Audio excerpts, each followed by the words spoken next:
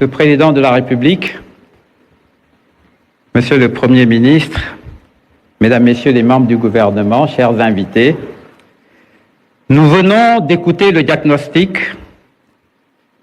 Le 24 mars 2024, les Sénégalais ont voté pour la rupture proposée par le président Diomaye Faye, rupture des pratiques, rupture des mentalités au service d'une grande ambition, faire du Sénégal une nation souveraine, juste et prospère, ancrée dans des valeurs fortes. La proposition du président de la République aux Sénégalais, c'est d'abord une transformation systémique, plus de souveraineté, des filières compétitives et des pôles économiques dynamiques sur l'ensemble du territoire et des populations réellement émancipées.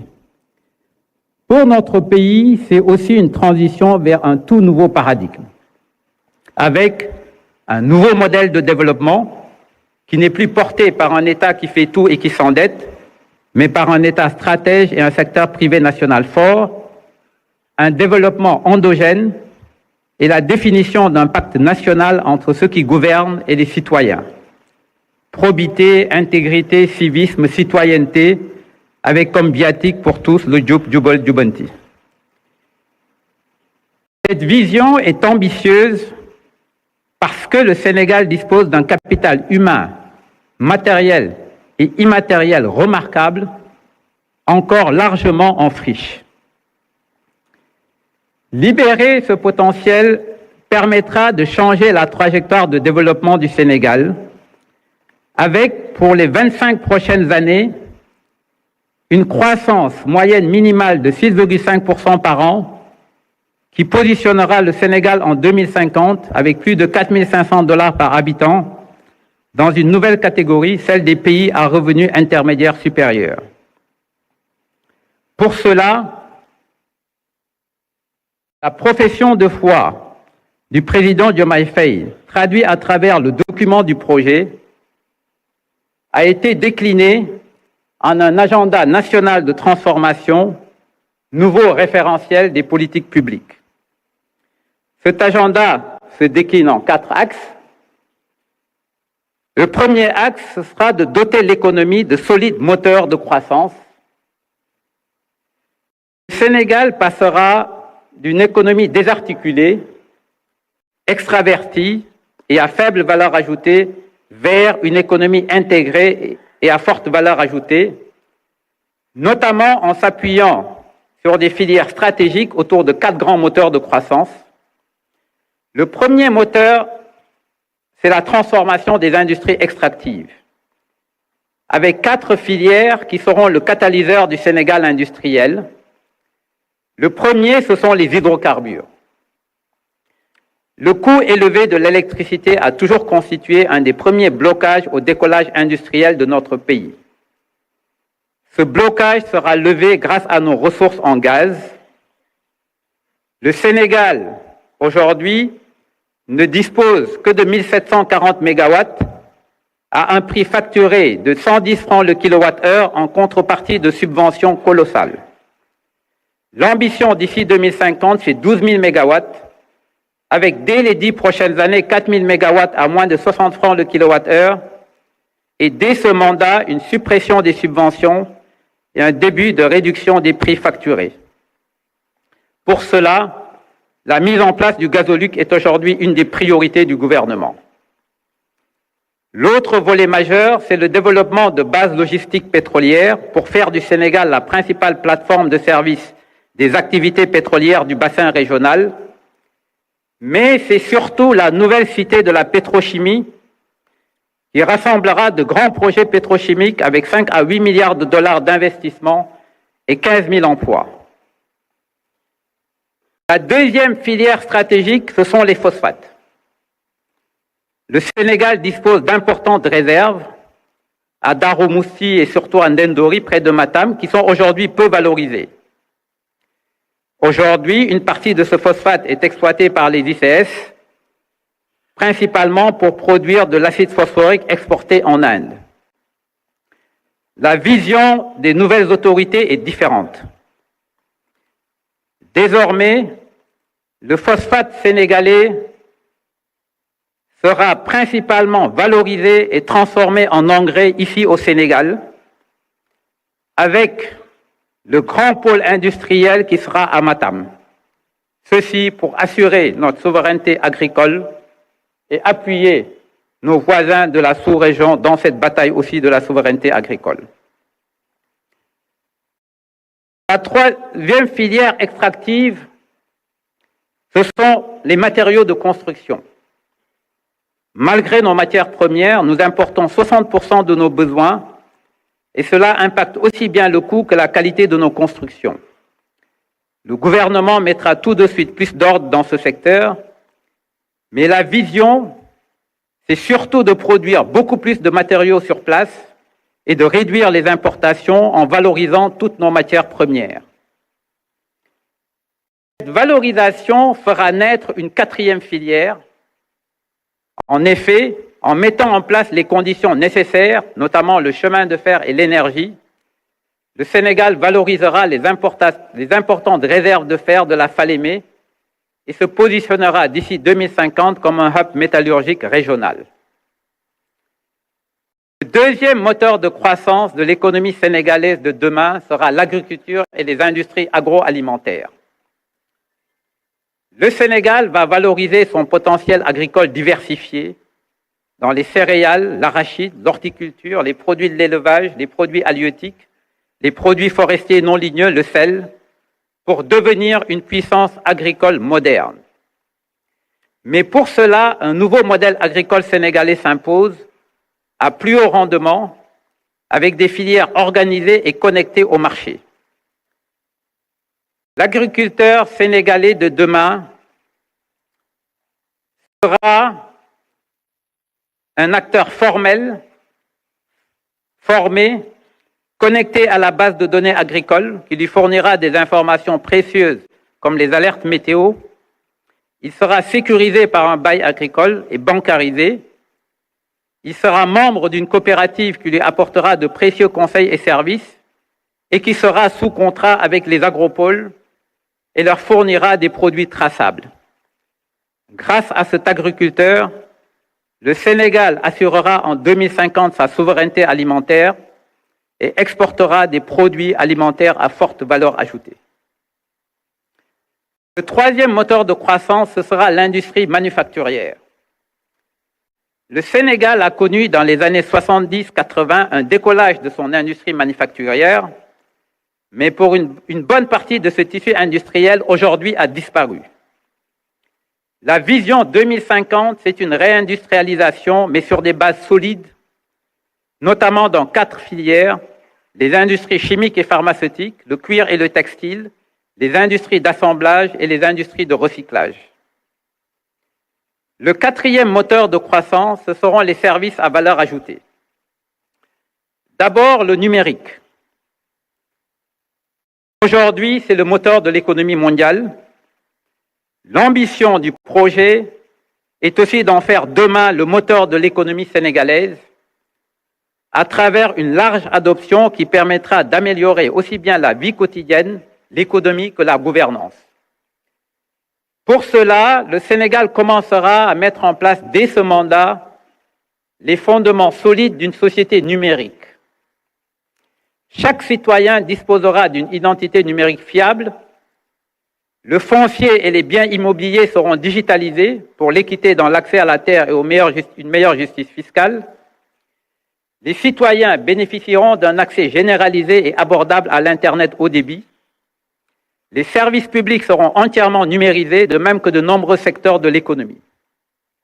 Et l'État encouragera l'émergence de champions nationaux pour que les Google et les Facebook de demain soient sénégalais.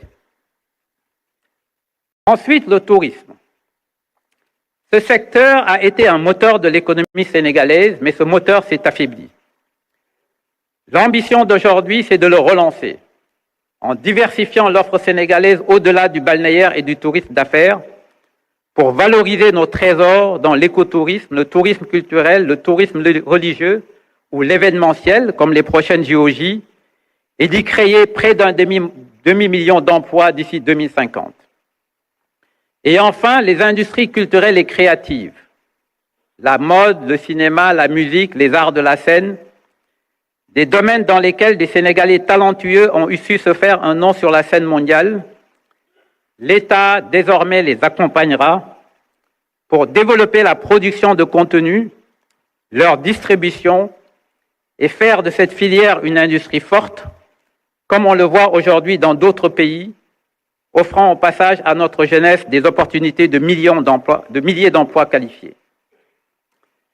Ces 4 moteurs et ces filières que nous venons de voir changeront le visage de l'économie sénégalaise et généreront une nouvelle carte économique avec plus d'une vingtaine de pôles économiques dynamiques, des plateformes d'industriels, des zones touristiques, des carrefours logistiques, répartis sur l'ensemble du territoire.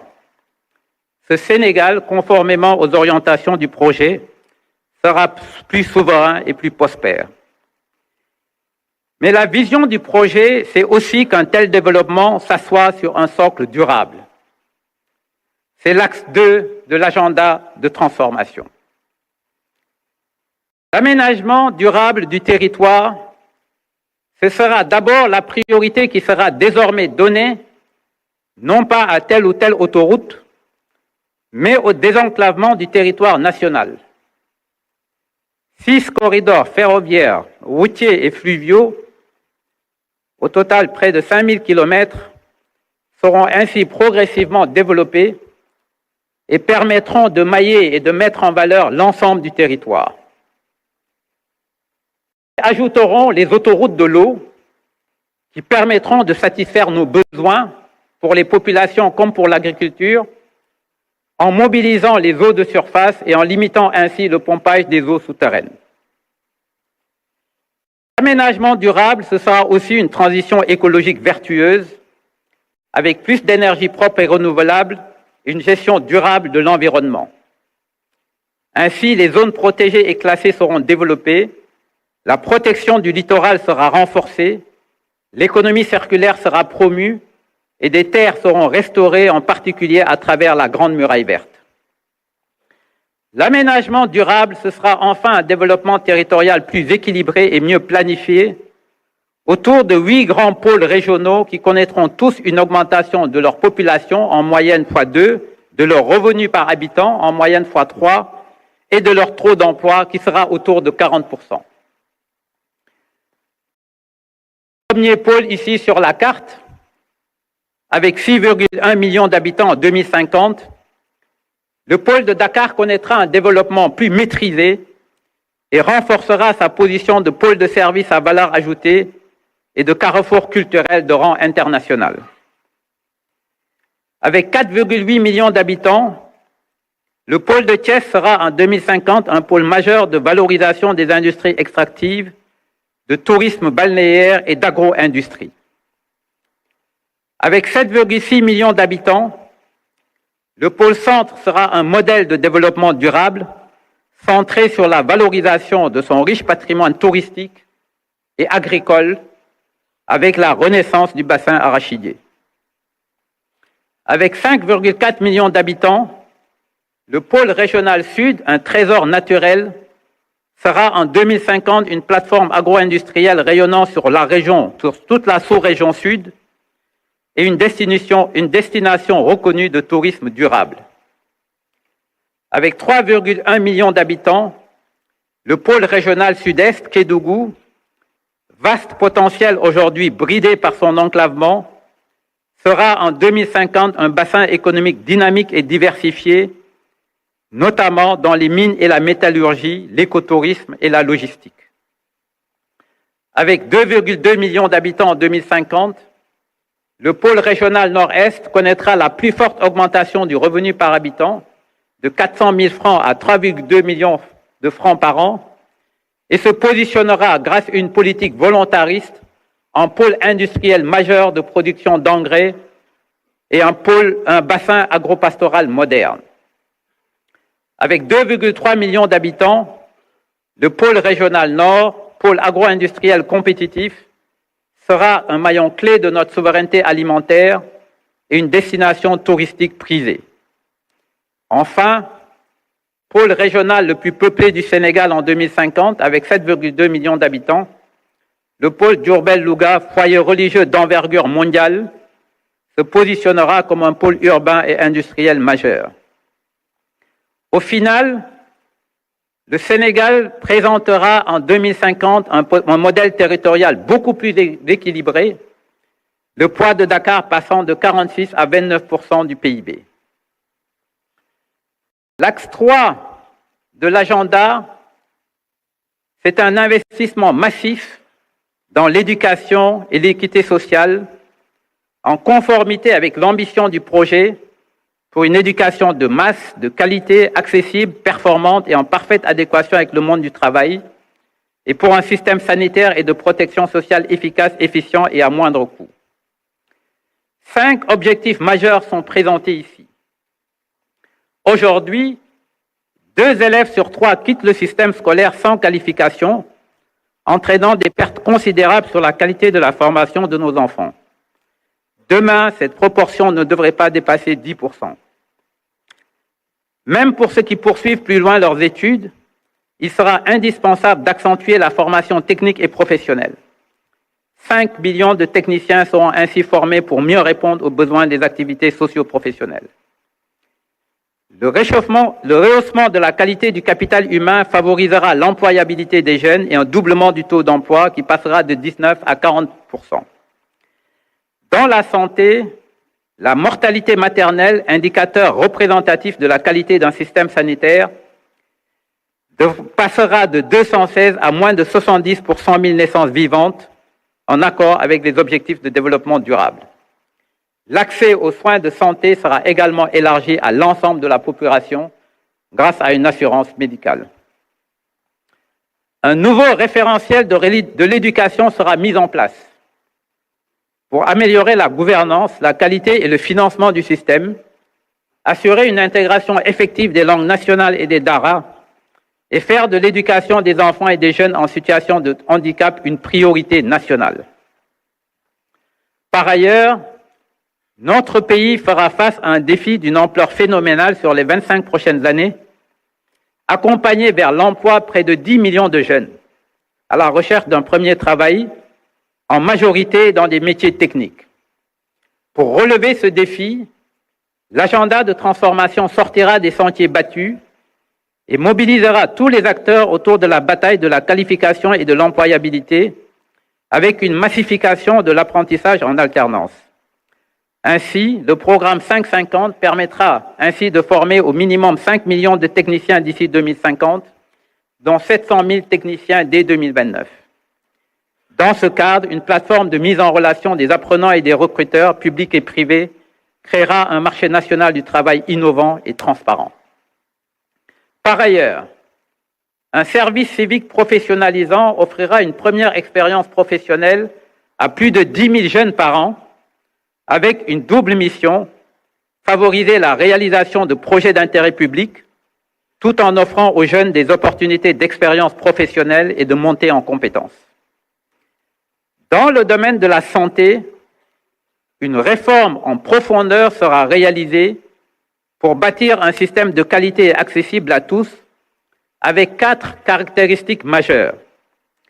Le passage d'une santé curative vers une santé préventive, en s'appuyant sur l'instauration d'un dossier patient électronique et la digitalisation des données, la densification des infrastructures et la mise en place d'un nouveau modèle économique, s'appuyant sur la mise en place d'une assurance maladie nationale et une autonomisation accrue des régions médicales, une politique volontariste de renforcement du capital humain de la santé, avec des ressources humaines de qualité uniformément réparties sur l'ensemble du territoire. Enfin, la promotion d'un hub santé régional avec la construction de 10 hôpitaux de niveau 3 et un hôpital de niveau 4, la dynamisation de la filière des industries pharmaceutiques, la création d'une zone spéciale de tourisme médical et la consolidation de l'offre de santé privée. Enfin, les mécanismes de filets sociaux seront renforcés pour la résilience des ménages sénégalais les plus fragiles, notamment en renforçant la régularité et l'efficacité des paiements du programme national de bourse de sécurité familiale, en optimisant le registre national unique et en mettant en place une assurance maladie nationale. Enfin, le quatrième axe de l'agenda national de transformation, c'est la bonne gouvernance et l'engagement africain. Quatrième axe dans cette présentation, mais en réalité le premier axe, parce que c'est la base de tout. Un Sénégal souverain, juste et prospère suppose des règles de bonne gouvernance pour assurer l'efficience de la gestion publique et la stabilité du pacte social.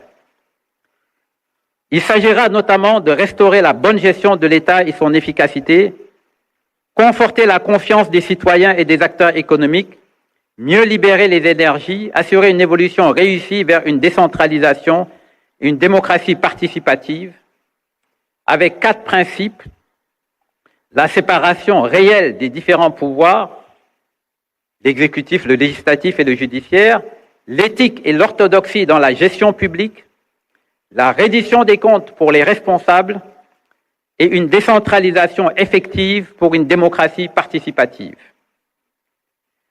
L'État allouera aussi les moyens nécessaires aux forces de défense et de sécurité pour conforter la sécurité nationale en tenant compte des nouveaux types de menaces auxquelles le Sénégal fait face.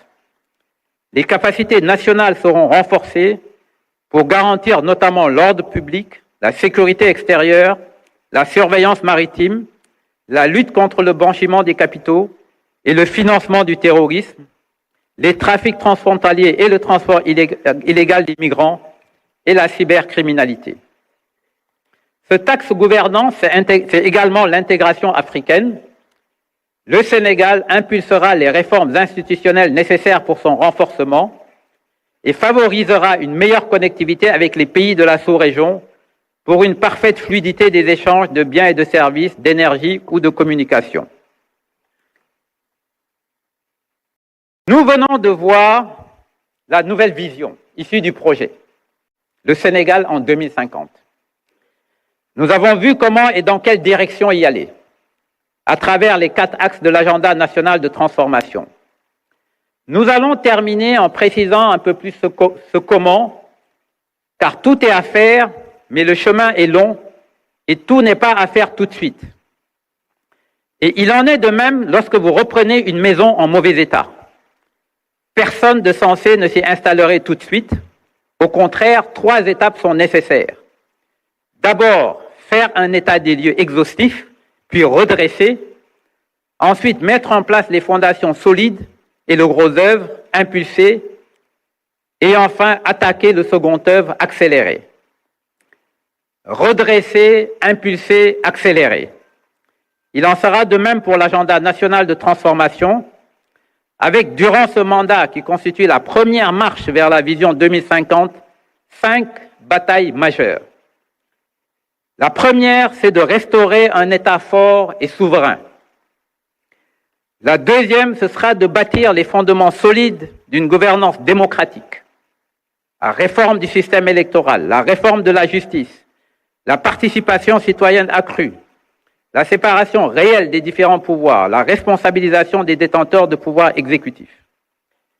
La troisième, ce sera de poser les bases d'une économie compétitive. Énergie, numérique, cadre des affaires, infrastructures, stratégie filière. La quatrième, ce sera d'améliorer la qualité des services aux citoyens et de réduire les inégalités. Et la cinquième sera de dynamiser l'employabilité des jeunes, une priorité absolue. Un État fort, c'est d'abord un État qui planifie son développement. Référentiel des politiques publiques, la vision Sénégal 2050 servira désormais de cadre à l'ensemble des politiques sectorielles et territoriales. Il sera décliné en un plan décennal pour les pôles et pour les filières stratégiques et en un plan quinquennal pour l'action gouvernementale, comme vous le verrez tout de suite avec mon coéquipier. Le président Diomaye Faye a été élu pour remobiliser les Sénégalais derrière une grande ambition.